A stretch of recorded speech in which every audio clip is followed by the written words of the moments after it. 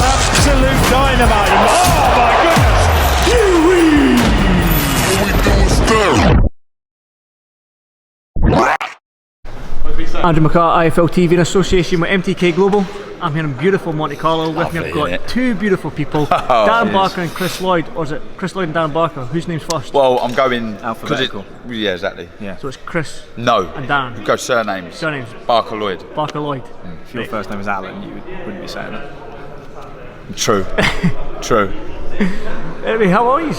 We're good, mate. We're good. We've had a long run, haven't we? I've just looked. My wife's just at the back there, and we've just finished our show.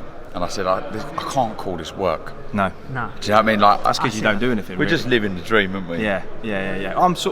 I double up as Darren's PA, really. I noticed that yesterday at breakfast. Yeah. Pouring his milk in his coffee, Always getting more, him coffee. Yeah, I could book his travel, hotels, trains. I'm useless. Yeah. I'm useless. He had to order my lunch yesterday. Yeah, in French. Did in French. That was impressive. Yeah, a little bit of French. Yeah, not a lot. No, it's good. It's all right. It's fine. That's what Darren needs me. I need him. It works well, doesn't it? Yeah. What do you need Darren for then? Muscle. Yeah. Yeah, muscle. Security. Yeah, protection. Yeah. No, it's just my my sense of humour is just second to none. I'm just probably up there with one of the most funniest blokes in boxing. Funniest looking blokes in boxing. So this is what I had to get used to. In fact, I'm going to have to look at that. That's your script there. Can you explain? Yeah, so just to give you an idea of the sort of professionalism that this is his humour, right? You get with Darren, yeah. So obviously I've got the running order here and I've got questions and stuff for the guests and whatever. And then occasionally I look down and Darren's just drawn some sort of cop on the paper. So that was actually as if the job's not hard enough. Like he's turned the page. Yeah. I luckily didn't laugh. In fact, then Usyk's manager, Egis Klimas, did the other one. I mean, it's a. So I'm getting it from all angles, really, aren't I? It looks like me and you are the two professional ones here. I think so. Yeah, but it's fine. It works. Doesn't it? No, honestly, we have such a laugh. Don't we? We've become really good mates over the last year because we spend a lot of time together. So it'd be awkward if we weren't. But this is probably about as good a job as you could have. I think if you're a boxing fan. Yeah. We get to go to all the different cities, we stay in nice places, we're with all the people that we call friends, and then 4 days a week we get to talk about boxing for an hour live. Yeah, exactly. I mean, it's a great job. Let's talk about the card itself. I mean, you both are boxing people, you know the game inside out. I'll talk about the new comms later on in the interview because it was clear in them comms how passionate you're about the sport. So talk to me a little about this Monaco card and the fight itself. So I'm looking forward to seeing Joe Cordina. I think we know he's been very easy at the weight for a while. I think also if you're easy at a weight like lightweight, where the top guys are such killers, I mean you look at Lopez, Commey, forget Lomachenko, there's 4 or 5 guys outside of that are going to cause you problems at top level.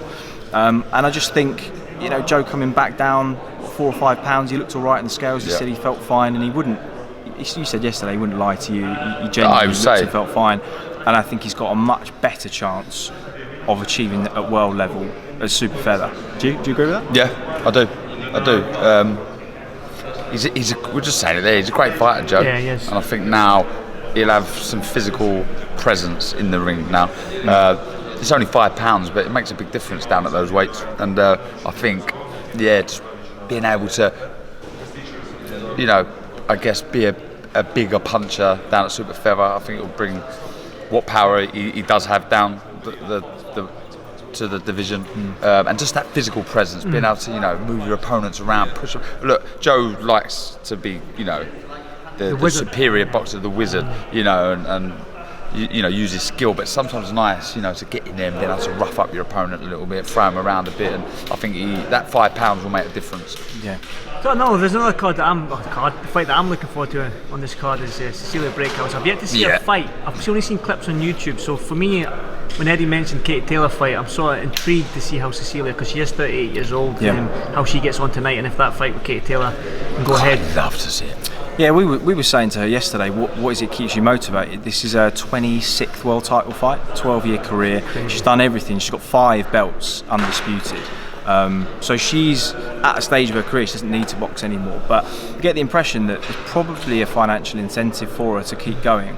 Not that should be the reason, but ultimately when you've got someone like Katie Taylor who's broken through that bubble of financial earnings that women have sort of struggled to achieve in the sport, she would be foolish, given everything she's worked for, to not look to A, secure a legacy against somebody like Katie Taylor, who so many people know and love, and B, I think she's earned a final sort of payday, whether it's a 38, 39. She's done everything for the sport.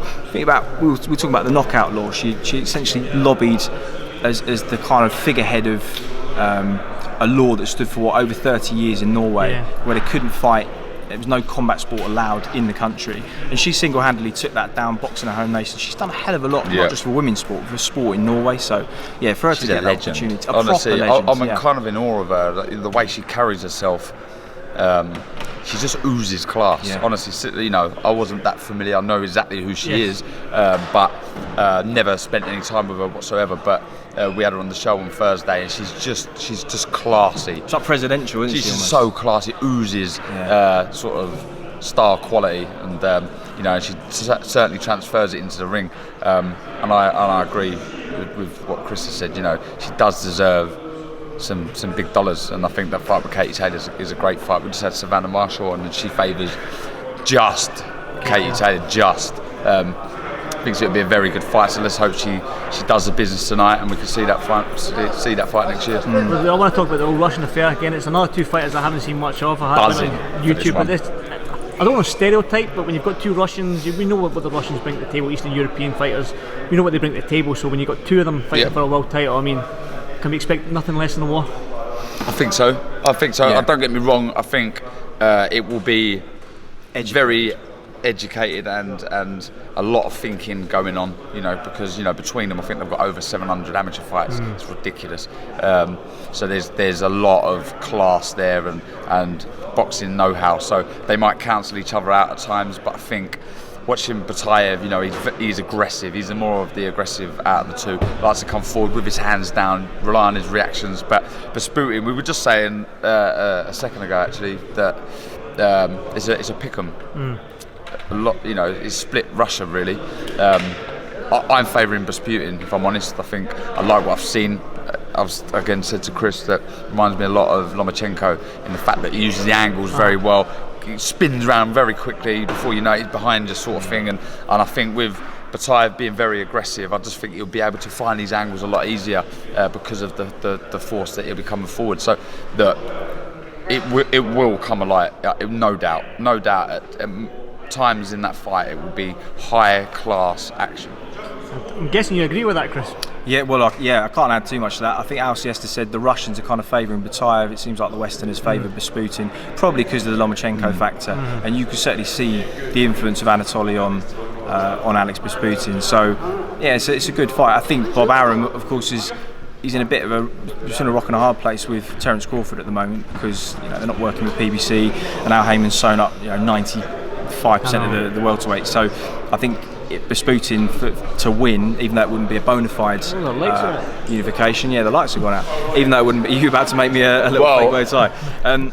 Even if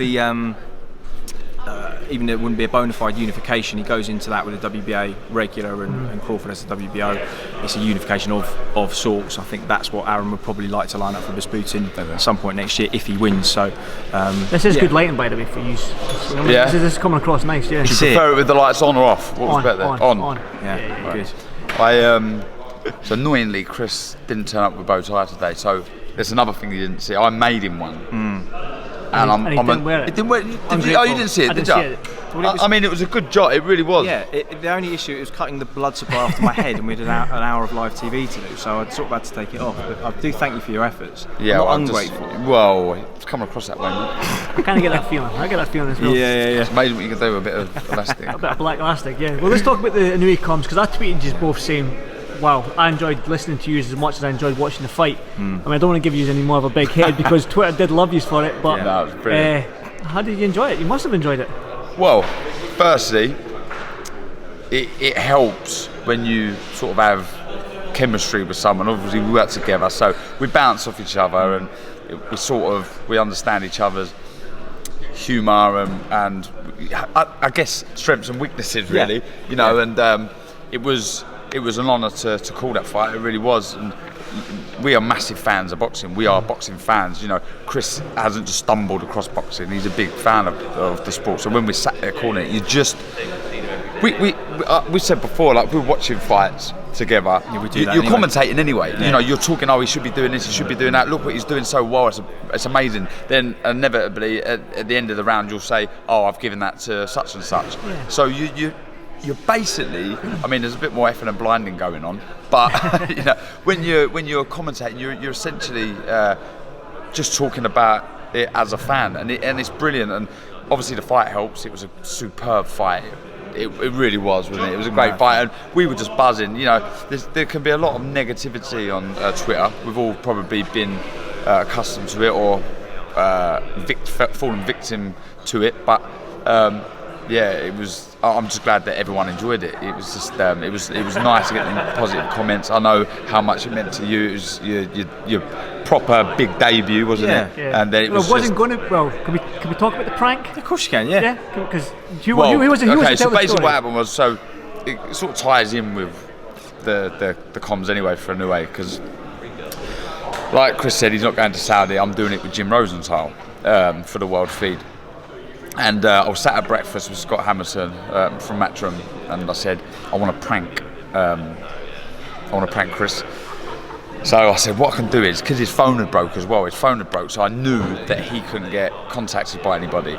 And we just had the offer from the me. Super Series, hadn't we, to do the comms, and obviously I had no phone, so I hadn't got back to them to say, yes, I'd love to do it. So the prank was, I wanted to get someone to call my phone, which I ended up getting Charlie Sims to do it, pretend that he was a guy that works for Komosa, the company, the production company that are doing the fight, and say we are now using Jim Rosenthal and not you.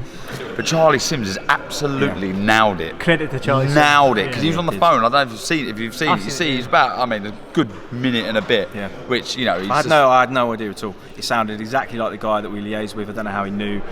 But it was just brilliant. If you haven't seen it, go on Chris. It went on live. If you haven't seen it, go on Chris Lloyd. Twitter. And it's brilliant. But we're on a platform, so the whole thing's being filmed. It's fantastic. And then I'll reveal it. Yeah, and the in-joke was that I've lost a couple of gigs to Jim Rosenthal commentating. I've done like a lot of small stuff, a lot of the amateur stuff. I've done a few bits and bobs. Did a lot of Sauerland stuff in Europe for a couple of years, but I haven't really broken through commentating. Probably because I've been doing a lot of the presenting stuff. You can't do everything. But so when an opportunity comes up, they're few and far between. And just a couple of times, I've had late calls to say, we're going to actually use Jim Rosenthal. And of course, Jim's great and he's established and he's one of the originals, isn't he? So you secretly dislike him? No, I don't know what you mean. No, but it was so there was an in-joke about, you know, I'd have to wait till Jim Rosenthal retired until I got a gig. And so when I enjoyed it. Yeah, in Manchester. I really enjoyed it. I'm glad you all enjoyed it anyway. But yeah, so when he said to me, he said, unfortunately we're going to actually have Jim Rosenthal over you. Oh, your face is a picture. You could see, because everyone's in on it, they're all recording my face. You can see the life sort of drain from my eyes.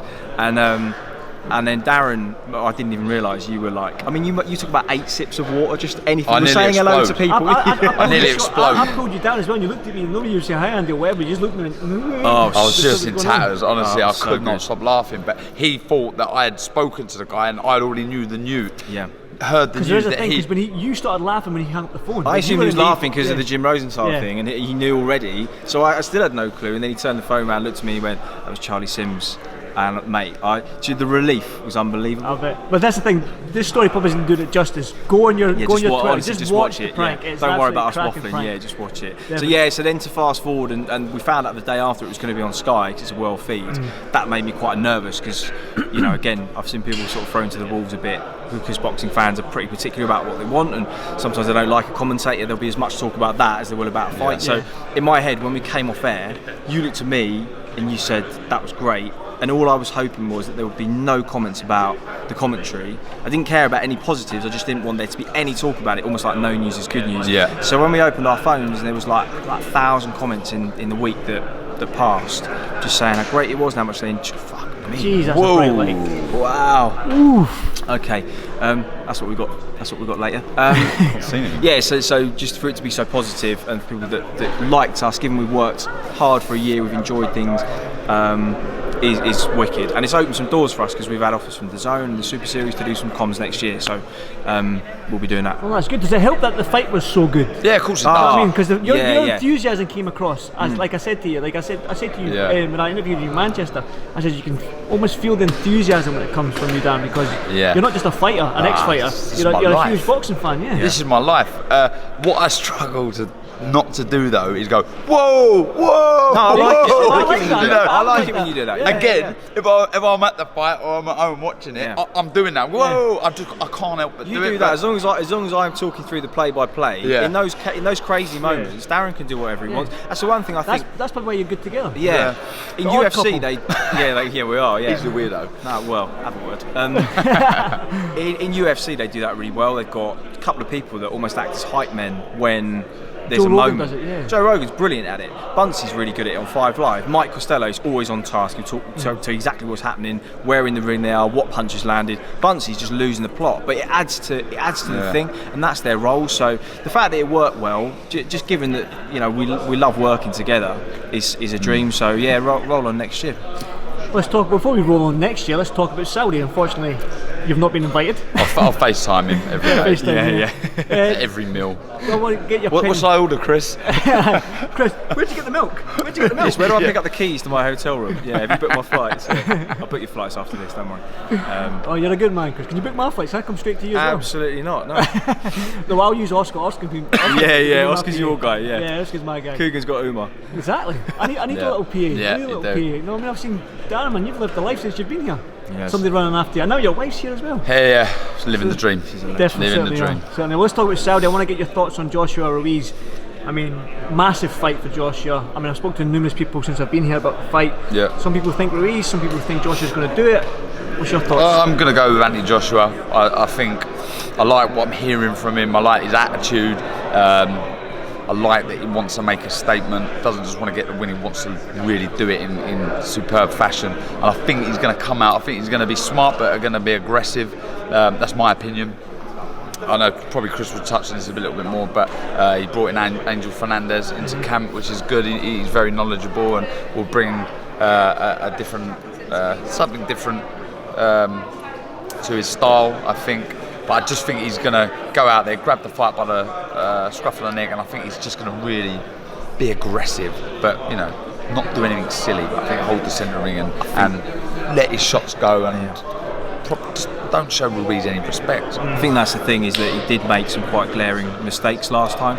He fell in a lot over the right hand, got a little bit greedy, kind of his jab was working okay at times. Do you know what he was doing as well? Sorry, but I've never seen him with a low left arm. Exactly, he was carrying his left arm low. I don't think we'll see any of that. But it was when he went twice. He would go once and his feet were underneath, and he'd go twice and he'd leave his feet behind. And because Andy's looking for the short counters, as soon as you step into his area, if you haven't got your feet underneath you and you can't either block, hold or spin, he's going to counter, and he counters so quickly, and he counters in combination. So it's not like you're going to get stung with one, you get stung with like 4, 5, 6. So, and he can punch. If you're 120 kilos and you've got short levers and you turn through your shots, you're gonna feel it. So I think what Angel will bring is a different philosophy to Rob McCracken. Angel's been working with him behind the scenes for about 3 and a bit months, maybe even longer, but everyone's found out in the last 2 or 3 weeks. So it's not like it's a late addition. This has been a full camp with Angel. It'd be interesting to see whether AJ boxes tall or whether he boxes a little shorter, because obviously if you come in and box tall like last time, it gives Ruiz, he feints, he gets underneath the jab and suddenly he's on the inside and he's low. If you box a little bit lower, you get a bit more reach with the jab, but also you don't give him quite such a you don't give him the body basically. The problem is that goes against Rob McCracken's philosophy. He would want AJ to kind of box tall, come in sort of that GB style that we see with a lot of the fighters that he coaches. So it's going to be a case of, can he find the perfect blend between those two styles, because they are very different. They are, and I wouldn't say it would be a bad thing if you could vary it in the fight. Go back and forth. Make it looks, just keep Ruiz thinking all the time. We were talking about the other day what he was doing really well when he throws the right hand. He's getting the shoulder round, sort of trying to nullify the left hook that Ruiz throws really, really well. So little tiny adjustments like that, Angel will bring into play, I think, with Joshua. But I favour him. Not massively, I've got to say. I still think it's a real pick-em, and that seems to be the general consensus talking to people. Split opinion, but I'm going Joshua. It's important in the grand scheme of things. I personally think for UK fans that they back Joshua, because if Ruiz wins the rematch, those 4 belts are going to be with Al Heyman. And if it's exactly, and I know they've scheduled in Wilder and Fury, but BBC in this talk about them trying to create their own belts. If he's got all 4 sanctioning body belts and he's got the man, then they are in a position to do that. And it wouldn't be a good thing for Matchroom because they got a lot of the world's heavyweights sewn up. So, yeah, for AJ and for the heavyweight division, I think it'd be a good thing if he won it. And obviously, you know, I hope he does. Yeah, British boxing as well. You know, I think currently Josh is I would say the only man that could sell out Wembley Stadium. Yeah. You know, and we love them stadium shows. They're fantastic. It's great. Barker and Martinez on the undercard. No we chance. used to. This YouTube thing's taking off. I like it. Dan Barker versus Chris. Yeah, I would just do laps of the outside of the ring until your hip fell out. Yeah. And then just have my hand raised. Just punch him in the hip. Yeah. Oh yeah, it's a good shout. Yeah, they're metal now. They're metal hips. Yeah, my hands. Not yet. Yeah, but I just think he's the only man. So I think, you know, as much as everybody knocks, well, I say everybody. It's a stupid thing to say. There's a lot of Joshua haters. I don't know why. Again, it's these idiots on social media that are just giving a national hero, if you like, stick. Can't we just get behind him and support him, because we won't have those big Wembley Stadium shows for a while. I don't know who the next star will be coming through, but currently I think he's the only man to bang that out. Yeah, I agree. Well, gentlemen, the show's... Get some food. Yeah, where are you taking food. me, mate? Where are you taking me? Where are you taking us? McDonald's, boys, if I'm paying, McDonald's. But it's honestly, I'm vegan, here, so I can't go. You've gone vegan? They do. That's right, they do. I'm veggie now, by the way. Yeah. I've done vegan for 5 days. It's hard. You're not even veggie, you're pescatarian. You had prawns 2 nights ago. I've gone back to veggie now. Until tomorrow. He's having a steak tomorrow. Give me an hour. I was going to have a big match. Yeah, let's go. On that note, thanks very much Cheers, for this TV, guys, and well done on the show. Thanks very much. He is special. Absolute dynamite. Oh!